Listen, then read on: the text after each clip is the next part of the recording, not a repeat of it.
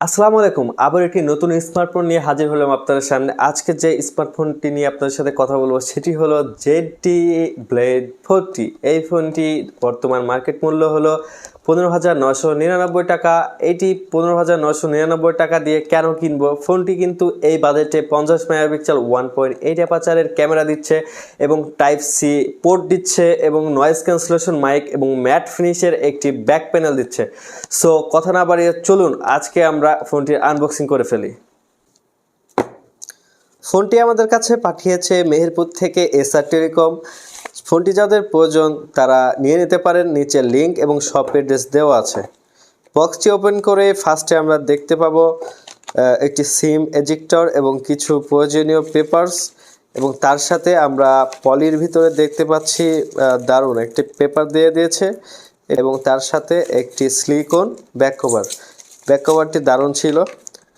তারপরে আমরা দেখতে পাবো আমাদের সেই কাঙ্ক্ষিত ফোনটি। ওয়াও, দারুণ ডিজাইনটা, বেশ দারুণ করেছে। এবং তারপরে আমরা দেখতে পাবো একটি 25 ওয়াটের চার্জার এবং টাইপ সি পোর্ট। এবার ফোনটির বিল্ড কোয়ালিটি নিয়ে কথা বলা যাক। ফোনটিতে প্লাস্টিক বডি ইউজ করা হয়েছে এবং ফোনটির রেয়ারে ম্যাট ফিনিশ। ফোনটির ক্যামেরা মডেলটি আমরা খুবই কমন দেখতে পাচ্ছি। এই ক্যামেরা মডেলটি মোটামুটি রিয়েলমি, ভিভো, অপ্পো প্রত্যেকটা ফোনেই কিন্তু এরকম ক্যামেরা মডেল আমরা দেখতে পাই। ফোনটির রাইট সাইডে ইউজ করা হয়েছে একটি ভলিউম লকার এবং ফিঙ্গারপ্রিন্টটি ছিল খুবই অ্যাকুরেট।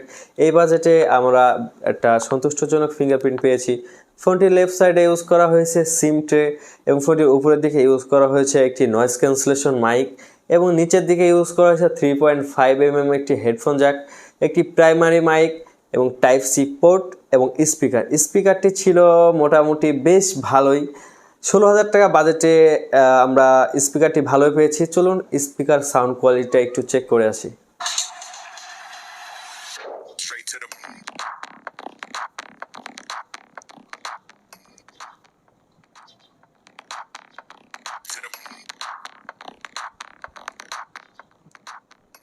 এই ফোনটিতে ডিসপ্লে হিসেবে ইউজ করা হয়েছিল 6.6 ইঞ্চির একটি full HD plus IPS display, কিন্তু ফোনটিতে রিফ্রেশ রেট কত তা বলে দেওয়া হয়নি।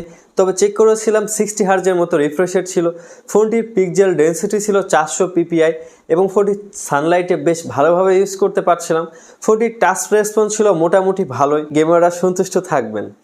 এবার ফোনটির ক্যামেরা নিয়ে কথা বলা যাক। ফোনটিতে ক্যামেরা হিসাবে ইউজ করা হয়েছে 1.8 অ্যাপারচারের একটি 50 মেগাপিক্সেল ক্যামেরা এবং দুইটি ইউজলেস ক্যামেরা।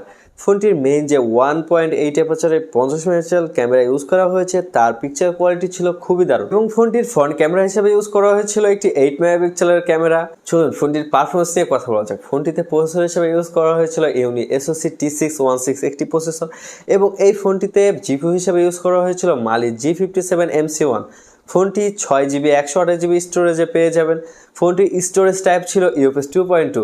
গেমারদের জন্য সুখবর, স্টোরেজ টাইপ 2.2 হওয়ার কারণে আমাদের গেম পারফরমেন্স কিন্তু আরও বেড়ে যাবে। এবং ফোনটিতে ব্যাটারি হিসেবে ইউজ করা হয়েছে 4500 mAh একটি ব্যাটারি।